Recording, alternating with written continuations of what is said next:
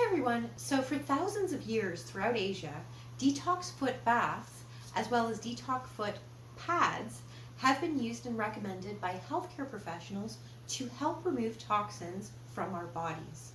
So although there are no actual medical studies backing up that your body can be detoxed through your feet, Eastern medical practitioners believe that the meridians that run through your feet affect every organ and part of the body.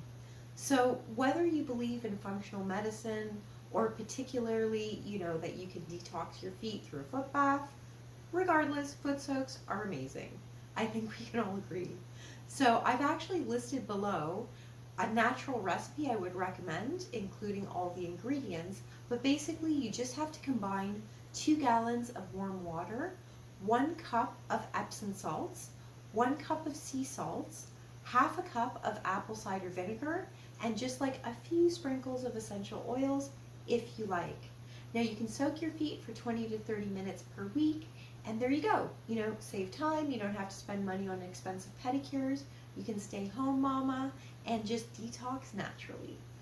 And in regards to the actual detox foot pads, they're actually filled with a special kind of like detox herbs, and you essentially place them at the bottom of your feet, ideally while you sleep.